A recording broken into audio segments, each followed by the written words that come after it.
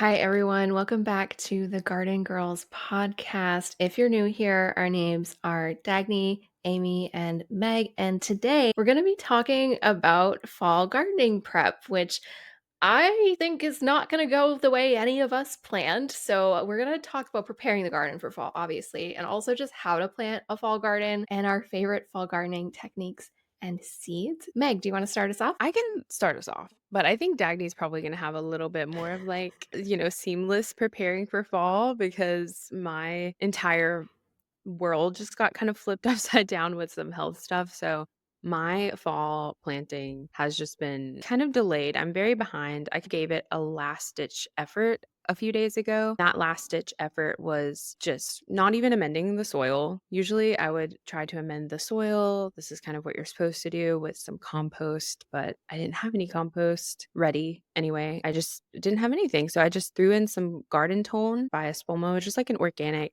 gentle kind of fertilizer. And then I just did like the plant and pray method. Like I just went to my local garden center. I got some starters because I did not start seeds this year, which is very unlike me. I usually do start all the fall seeds, but picked up plants from the local garden center. And those were mostly brassicas. Planted my brassicas and then just kind of gay off.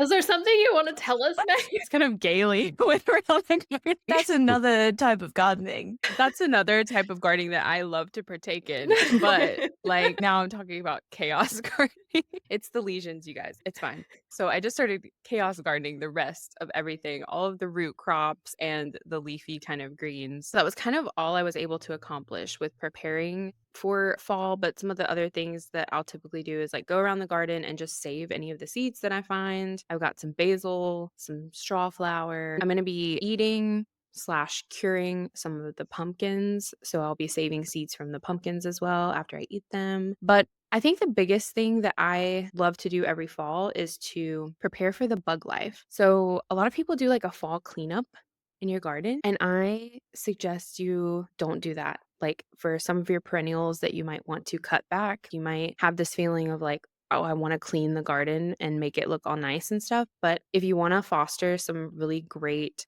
beneficial bug life in your garden, you don't want to do that because a lot of beneficial bugs and wildlife will overwinter in the branches of your perennials and stuff. So instead of cutting back perennials and cleaning them up, I'll just wait until spring to do that.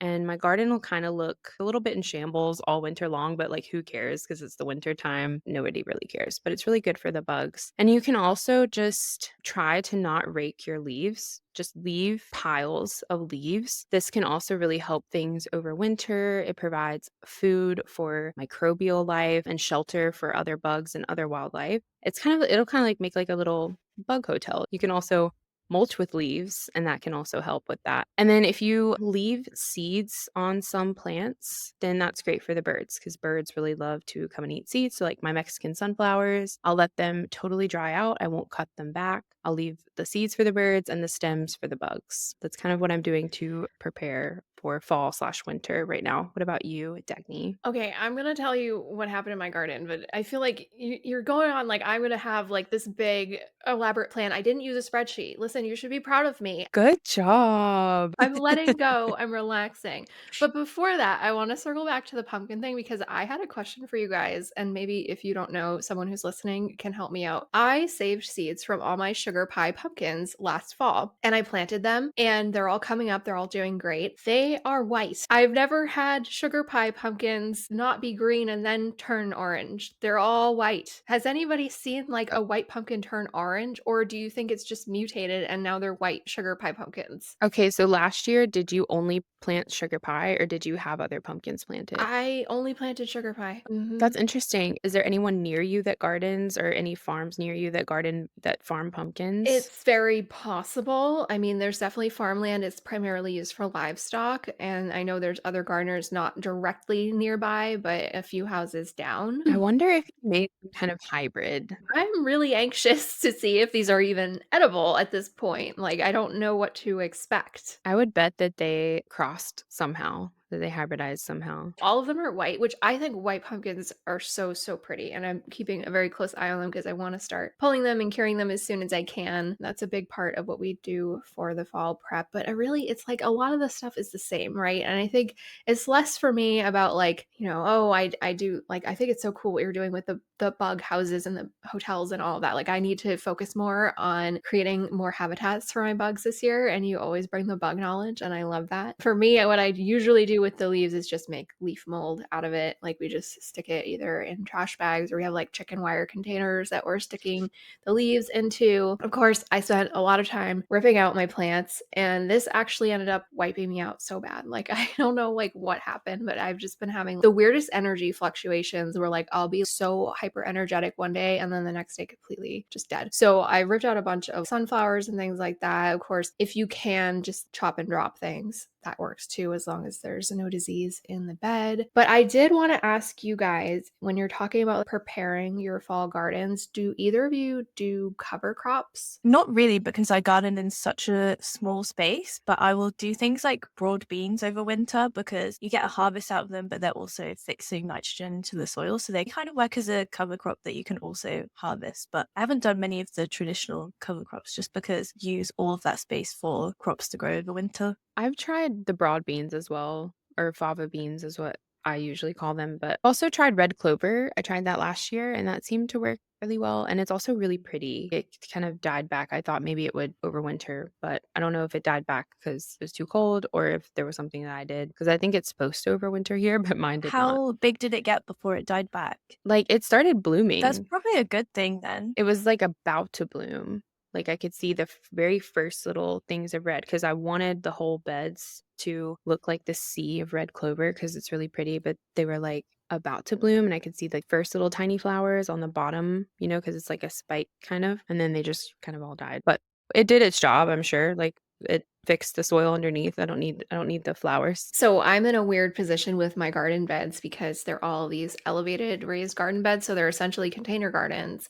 They don't really get a lot of the same microbial activity from the soil. I don't generally see a lot of worms in it at all. And so I was considering doing something like a cover crop to just help improve the soil quality because what happens is, especially this time of year, I have to amend so heavily. I've literally talked to the company that I work with that gives me all the fertilizer and stuff, Coast of Maine, and they were like, yeah, you need to go off label. You can't follow the instructions for how much to use per square foot. You need to use way more because your gardens are contained and they're also very just energy intensive. When you're growing vegetables, of course, you need even more fertilizer than if you were growing a flower or something like that. And I'm very lucky to have an unlimited supply of this fertilizer, but I'm always looking for other methods to kind of up the quality level of the soil. And I really was curious to try something like a cover crop, but I've never done it before. Like I understand the basic concept, but it's something that I need to look into more before I do it in my own garden. So after I ripped everything out, I had a big gap because again, these are elevated container gardens. I rip things out. I lose 2 or 3 inches of soil every time that I do it, which is kind of good because it forces me to top dress. So I'll do a really thick layer of a granular fertilizer and then I'll add an additional layer of just like the regular potting mix or whatever I'm using in the particular raised bed that I'm working in. And that's pretty much all that I do to prepare the garden for fall at this point. Like I love the lazy method and I love that Meg, you're embracing that and just kind of like getting into lazy gardening. I mean, it sucks that as a result of like health issues, but I do think it's cool to see how the garden really can fend for itself a lot of the time. Yeah. My garden has been fending for itself for the past month or so, and honestly, it's just been fine. I'm like, "Oh, you actually don't really need me. Maybe I'll just do this more often." How about you, Amy? How are you preparing the garden for fall? Or Well, are you? I started off a load of brassicas a couple of months ago, like late summer, and I've already planted a load of them out in between all my summer crops, but I think I was a bit too keen because there's still loads of butterflies, laid their eggs all over them. They've already been destroyed by caterpillars because I planted them out, forgot to net them or do anything, and then didn't go back to the garden for a while afterwards to like check on things. So that was a little mistake that I probably shouldn't have done. So I might buy some plug plants or something if I can find some. The seeds that I sowed were interesting varieties, and I can't usually get hold of interesting varieties as plug plants. So we'll see. That is a huge problem that I'm finding in New England nurseries right now. I know, Meg, you had mentioned like just starting everything from stuff from the nurseries. And I was like, I have to check out more places and see what I can find because normally I just don't even bother in the fall. And I went to 4 different nurseries last week, and all they had was lettuce, kale, and broccoli. That was all I could find. And it was like the most basic variety. Like it doesn't even tell you what kind of broccoli it is, it just says broccoli, which is fine. Like there's nothing wrong with that. But like when you want the variety, it's so disappointing. Maybe you should be the one to start a garden center. Foreshadowing. Yes, I want to shout out one of my local garden centers real quick because they are one of those garden centers that really focuses on variety and they start things that I would typically start myself. It's Brawley Seed Company in Mooresville, North Carolina. They're technically a seed company, like they sell their own seeds as well. Their greenhouse is full of things, and for every type of plant, they have maybe like 5 to 10 different varieties, and they're very knowledgeable about the different varieties and everything. I'm really thankful to have somewhere like that near me. I was able to go there, get purple broccoli, Romanesco broccoli, things that I would usually start from seed. You're so lucky. I can't find anything like that here. So if anyone listening is in the UK and knows where I can get some interesting autumn, winter plug plants, please let me know. I'd be very grateful. Yeah, we need to start putting our audience to work. Like, can you please help us out? I also need recommendations in Massachusetts. Thank you. Other than the brassicas, I don't think I've done a lot of like prep for fall yet. I think I've just been like in the summer madness. Kind of like Meg, I'm not going to be cutting loads of stuff down. I'm going to be leaving a lot of perennials, or basically all of the perennials, for bugs to live in, especially things that have like hollow stems or just anything that doesn't need to be cut back. Why make extra work for yourself now? I think I'm just going to be using the time to like take a step back, assess how everything went this year and what I want to change, because I think autumn and winter is a great time to make like the big changes to your garden and like the structural changes, because it kind of goes back to the bare bones and you can see everything for what it is. I think I'm going to be even adding in some new beds, and it's a great time to do like no dig beds as well, because you can just whack down a load of cardboard, put compost on top, and then it's got all of winter for everything underneath to die back. And then in the spring, it'll be all ready to plant into. I'm going to be sowing my last like quick growing seeds, like radishes, like winter lettuces and things like that. Now just whacking them in, doing a little bit of chaos gardening as well. I'll probably be focusing on like compost as well. I really enjoy focusing more on compost in the winter, because in the summer months, I'm just like, throw everything in a big pile, and you just don't have time for that. So yeah, that's most of what I'm going to be focusing on over the next few months, I think. It's the perfect time to plant. If you want to change your garden in any way for next year, now's the time to start. You can add new beds. You can add in new perennials right now. Now is the perfect time to plant perennials because they will have the time to kind of establish themselves before next spring. I'm doing a ton of that as well. Well, I have it planned. I don't know how it's going to pan out, but I'm going to be changing out some bed. Now is the perfect time to do all that stuff. Maybe some elevated gardens, Meg. Yeah.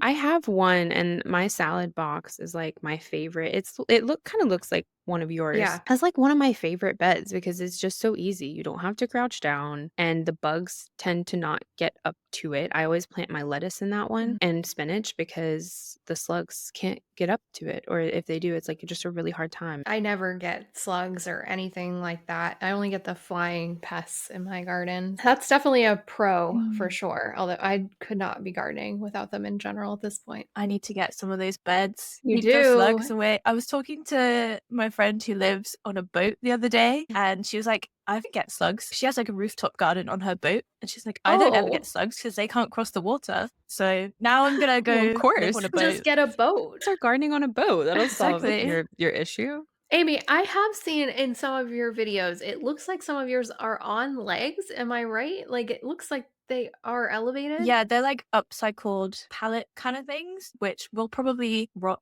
and fall to the ground at some point, but they don't stop the slugs from getting in. The slugs still get into them. So I don't. Yeah, they're not that high up, right? No, and maybe because the legs are like quite thick and they're made of wood, maybe Right. the slugs are happy to climb them. Maybe the slugs in the UK are just on a whole other I think they level. are.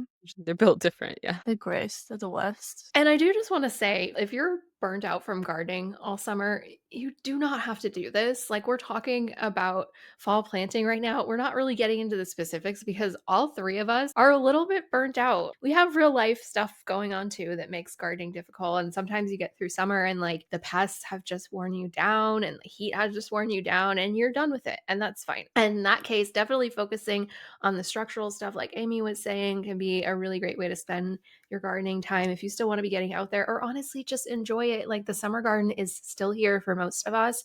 You can still just spend time just being in nature, being in your garden and enjoying the harvest. But I will say, I feel like gardening in the fall is way easier.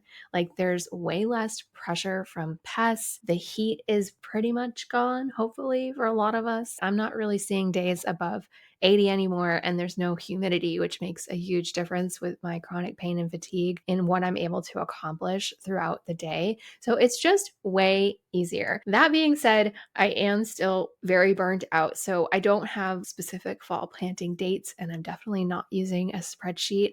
I'm just waking up each day and saying, what do I have the capacity to accomplish right now? What will make me feel good? So, what ended up happening, and we'll see this in my YouTube video that's coming out about fall planting, was I had this really high energy day. I pulled all the plants out of the garden. I was having this great time. I was chucking things everywhere. Everything was like reset, brand new, ready to go. And then I hit a wall. I moved 2 bags of soil. And I swear, like, this is the biggest problem that I have not been able to solve in making gardening more accessible physically for people, is moving soil. Like, it is so strenuous no matter what I do.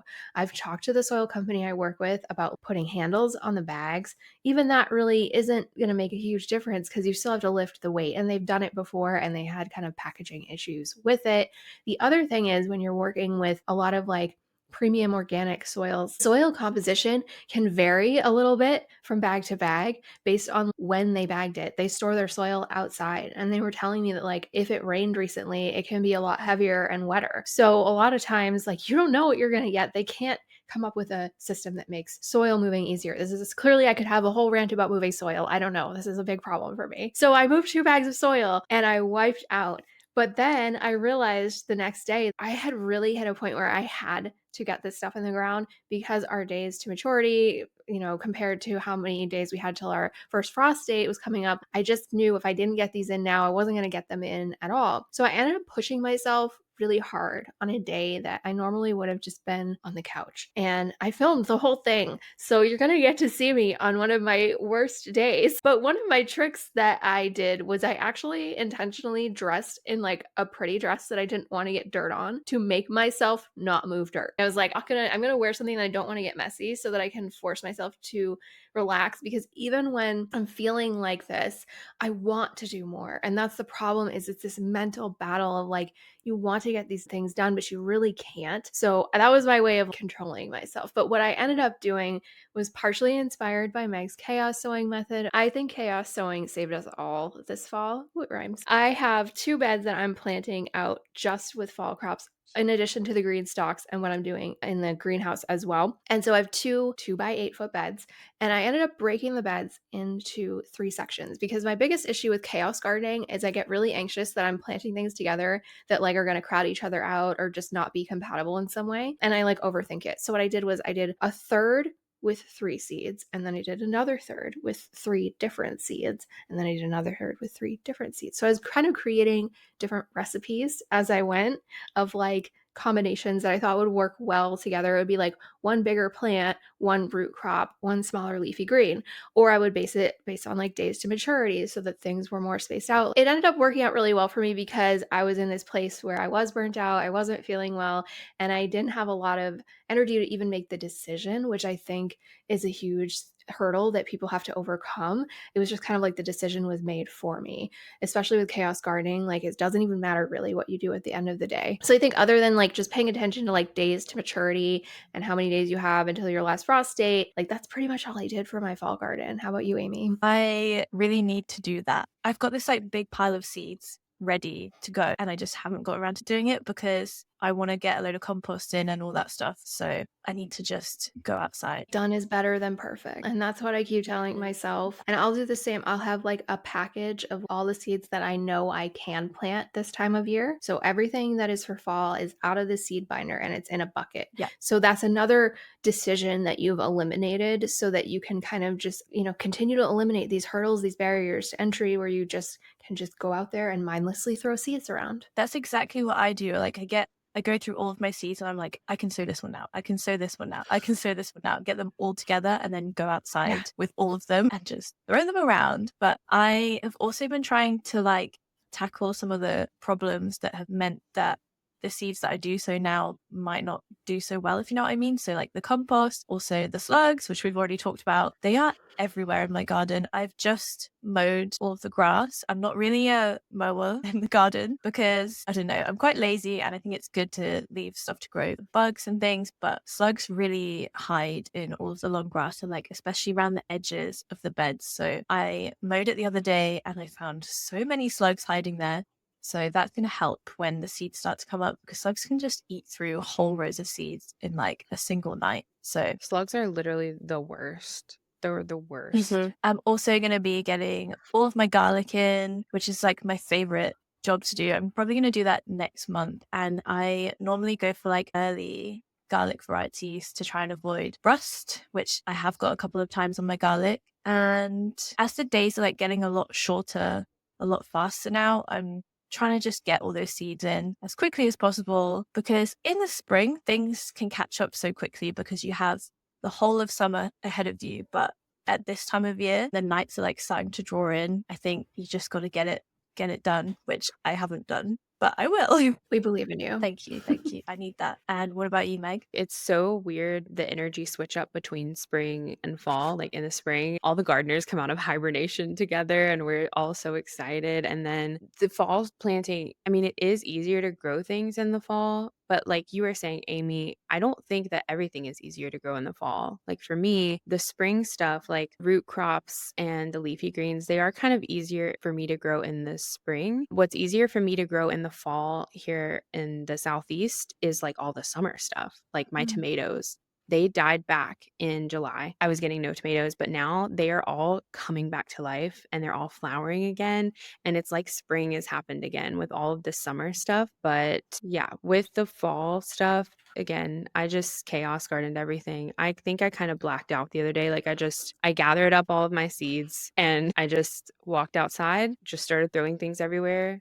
I don't know what's going to pop up. I don't know where it's going to pop up. I don't know, but we're going to see and we're just going to hope. That's all I can do. It's going to be beautiful. I know it. Your chaos gardens always turn out so pretty. That's why I love it. And I have like a lot of faith in it because I'm like, it works so well for me. I just make sure that everything stays watered after I throw out the seeds because obviously you can't just throw out seeds and then let them dry up. So just throw them out, water everything in, just keep everything kind of moist. You'll be good. Don't stress about fall gardening too much, especially if you're burnt out like we are. I've started to notice with the tomatoes too, as it's getting warmer and warmer later and later into the year here in Massachusetts, like the same exact thing happened. We had all the tomatoes, like no production, July, August, and now they're like, let's go. I'm like, okay, but do you really have time for this? Like, it's so hard to know when to top them. Like, I don't want to unless I really have to.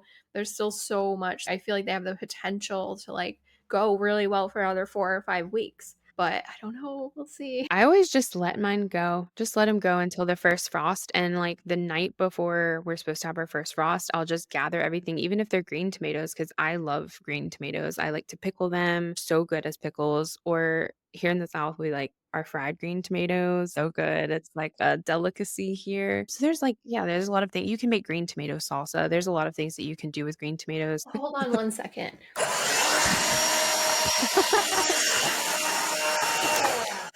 That was Dagny vacuuming up a stink bug, been harassing her. Listen, they're allowed in the garden. They're not allowed in my house. I'll put it outside. I won't just let it die in the canister this time. Really glad I wore my striped pants today. What does that mean? I thought when I stood up, you could see them. And if we left that in, you would see these insane pants.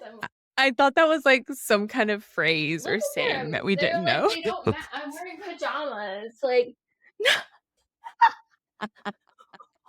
I'm done. Between the pants and the vacuum, I'm done. I'm done. I feel like we have to leave all of this in, like I love that you're both like crying when you laugh too. I know, I'm like I one chuckle too Yeah, hard, and I have me tears too. streaming down my face. All right, how about your favorite fall techniques or fall seeds? What are you growing, Amy? I have already mentioned I am going to be getting my garlic in. My favorite time of year, planting my garlic, I think. It's just like the easiest, one of the most rewarding things to grow. Also, I'll get some onions and shallots in with the garlic. And I love this time of year to grow mushrooms. And I've got this really shady area under a tree in my garden. And I think I'm going to turn it into like a whole mushroom garden with different ways to grow mushrooms, like on the ground, in logs, and in all different objects kind of thing. So I'm really excited to get that started. I love this for you because I feel like Meg and I have been, like, slowly, like, trying to influence you into becoming, like, the mushroom gardener, and this is it. It's Yes. happening. It's happening for you, and I'm so excited to see it. Yes, I am so excited. I've done a few interesting projects with mushrooms recently, actually, but they're more indoor. I'm excited to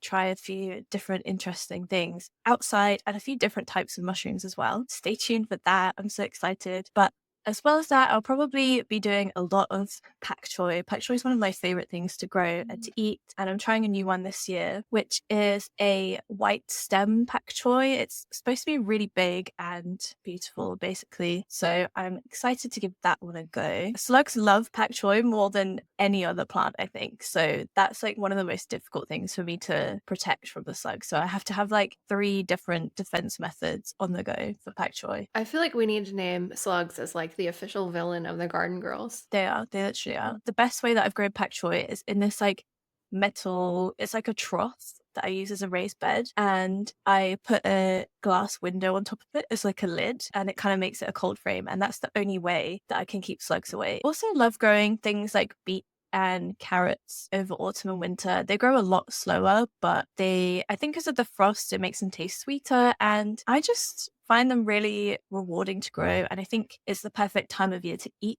those kind of vegetables as well. I always have some perennial kale and some other big varieties of kale, like my palm kale growing through the autumn and winter, and then broad beans as well as kind of like a cover crop to fix nitrogen. But then you can also harvest pods earlier in the year next year. And what are your favorite varieties, Meg? I really like kale too. Kale overwinters here in North Carolina beautifully. I can harvest on it all winter long into spring. Red Russian seems to be the most resilient for me because every time I grow kale, it gets devoured by aphids the second it starts warming up in the spring. But for some reason, Red Russian, you guys can tell me if this is true for you as well.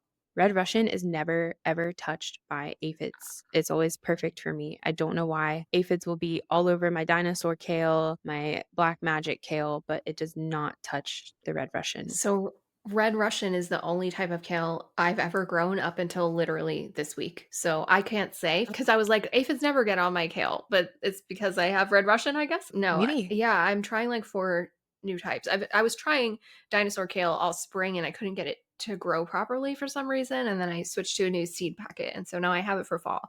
And I also have red boar, winter boar, and ebony growing. But so I'll have to wait and see and get back to you on whether or not the aphids are a problem with any of those. Okay, that's interesting to know though that you don't deal with aphids. I think it's something with the Red Russian kale. Could be. I don't know. What about you, I've Amy? never had Do you- aphids on my kale, but I think that may be because I always let other like old brassicas kind of go to seed and stuff, and I feel like the aphids get drawn to those because they're like weaker, maybe. Okay, see, I do that too. And the aphids just, I can never grow dinosaur kale. I mean, I can grow it over the winter, but in the spring, it is not edible because the aphids just flock to it. I don't know. But anyway, yeah, Red Russian seems to be the most resilient for me. Another favorite is daikon radish. I love daikon radish so much. I love it pickled. So I'm always making sure to plant a lot of daikon radish. And that was one of the ones that I chaos sowed the other day. So I can't wait for that to pop up. Then I really love the fast growing broccoli slash broccolini types, like broccoli rob or rabe, however you say it. They're the broccolis that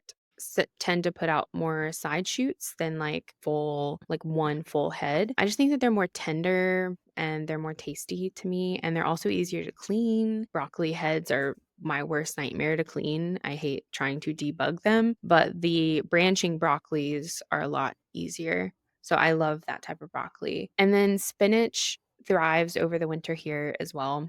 Spinach is like the only green. If we have a cold snap, it's like unbothered. And when I say cold snap here in North Carolina, the weather is so unpredictable. There are times when we have snaps like up north, like where it'll get into the negatives. It's kind of rare, but when that does happen, spinach is the only thing that is standing for me. And I think it's just because like it's thicker leaves than lettuce, maybe, and it's just way more cold tolerant. But spinach is great. I like Bloomsdale long standing, I think is what it's called. And then carrots overwinter fine here. Shin Crota is my favorite variety. It's really good for North Carolina dense clay soil. It tends to push through the soil a lot, and it's the only carrot I've been able to grow that grows perfectly. Like when you pull it out, it actually looks like a carrot and it's not just this weird deformed thing like some of the other varieties that have grown. So Shin Crota is tried and true for me. And then of course, garlic. Like Amy was saying, garlic is one of my all-time favorite things to grow because garlic is just plant it and forget it. It's so easy. I have a tradition where I always plant it out on Halloween here. I'll like even dress up for the occasion and I'll just be out there in my Halloween costume planting garlic. It's just a little tradition that I love to do. And my favorite variety is Italian early softneck. I used to could grow hardneck and softneck here in North Carolina, but I've found that with the increasing temperatures and everything, softneck really does grow better for us. When I grow hardneck, they're very small bulbs, and I really only will try to grow hardneck for the scapes because the bulbs just aren't that great. So I'll grow more softneck now. But I think that's it for me. What about you, Dagny? I think we need to do a whole garlic episode. I'm just sitting here like, oh my God, we're all into Yeah, garlic. We need to do it. to Oh, so garlic. It's so good. good. It's so So easy. I good. love it. I did for the first time last year a black Spanish radish, which this is a winter radish. So it needs those shortening daylight hours and cooler temperatures in order to germinate properly. It's freaking huge. Like this radish gets like 4 inches across and it holds in the ground really, really well. Like I have them going in my cattle panel hoop house. I planted them around this time, September last year, and I didn't harvest them until I don't even know, February, March